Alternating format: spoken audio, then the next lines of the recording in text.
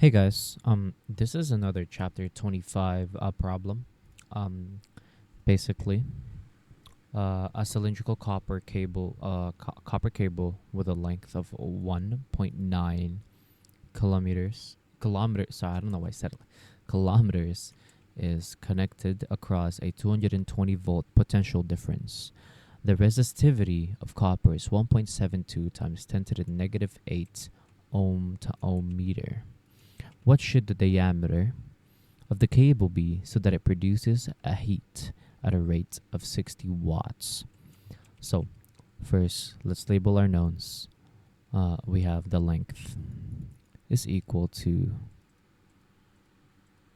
1.9 kilometers, and since we're dealing with SI units, we're just dealing with meters.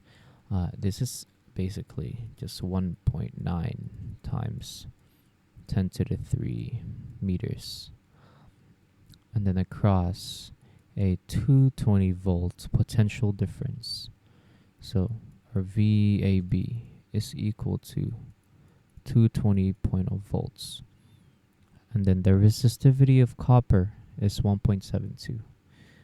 We can write resistivity as rho 1.72 times 10 to the negative 8 ohm meter. The question is, what should the diameter of the cable be so that it produces a heat? It produces a heat, that we could say heat is just power. So the power that it produces is 60 watts. So, how do we find the diameter of the cylindrical copper cable from these values? So, we can find the diameter essentially by finding the area. The cross-sectional area of the copper is pi r squared, and the diameter is just 2 multiplied by the r. So if we find the r from the cross-sectional area, then we can eventually find the diameter of the cylindrical copper. So let's go ahead and start. So we can go ahead and just start this by an illustration of what actually is happening. So a cylindrical copper. So we're going to go ahead and just do the cylinder. It's connected across a 220 volt potential difference.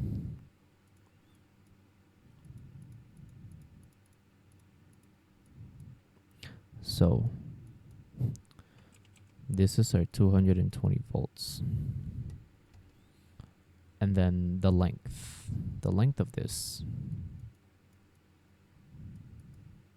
is L. Cool. And then we can essentially just write power is equal to the currents multiplied by the voltage, which is just VAB for this. This is actually not what it's supposed to look like. So basically, what it's supposed to look like is this isn't supposed to be there. So what it's supposed to look like is kind of like this. And then what we're doing is essentially just trying to find D from a cross-sectional area of this, but it's just a better, like, I guess that's just my way of thinking about it, which is bad, but I think it should still work. So we can relate all of these together. So in my notes, I actually found that the resistance or the resistance is related to a wire's resistivity. And this also gives us the area. So resistance is equals the length of the wire divided by the area multiplied by its resistivity. And this is how we're going to find the R, or this is how we're going to find the diameter of the cross-sectional area of the diameter of the cylindrical copper. So, but we need to find R, and we can just use Ohm's law to find R, where R is just V divided by I, and we can find I from P. So let's start solving.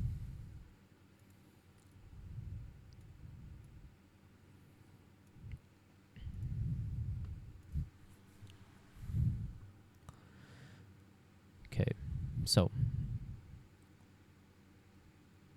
we can start by doing the power. So we have 60 watts is equal to I times the VAB is 220. So we have I is equal 60 watts divided by 220 volts.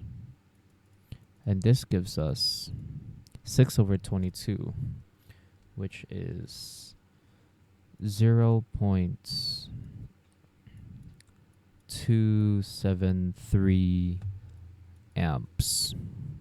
And I'm not going to get into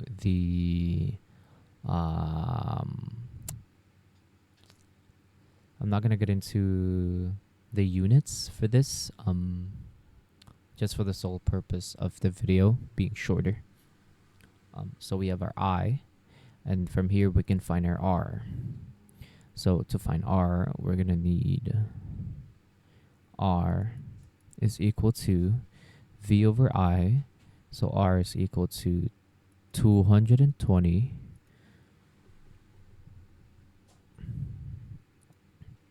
divided by 0.273 amps. 220 volts divided by 0.273 amps.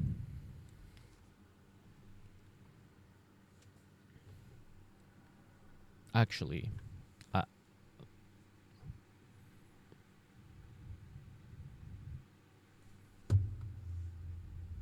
we can't do this.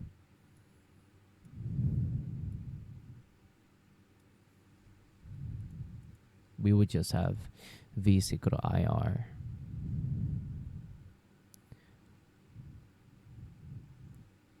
And where R is equal to this. So we can just solve for V here, but in terms of L resistivity divided by the area. So we can say that the V is equals I multiplied by L, rho over A.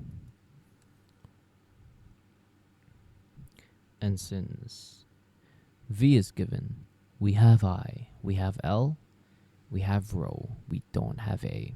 So we isolate this and end up solving for A. So A will be equals I times L times rho over V. But we know that the area is pi r squared. So knowing this, we can solve for R. R is just the square roots of I times L times rho divided by pi times VAB. And then if we do the math, this should all just be 0.273 amps multiplied by the L 1.9 E negative 3 multiplied by a rho 1.72 E negative 8.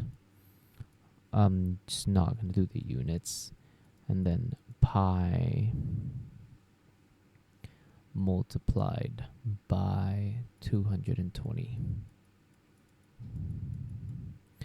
And this gives us a radius value of 1.14 times 10 to the negative 4 meters.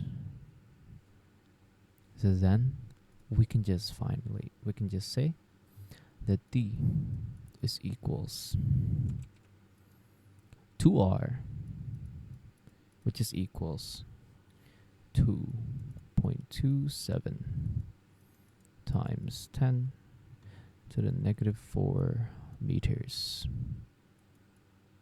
And that's the answer. Thank you.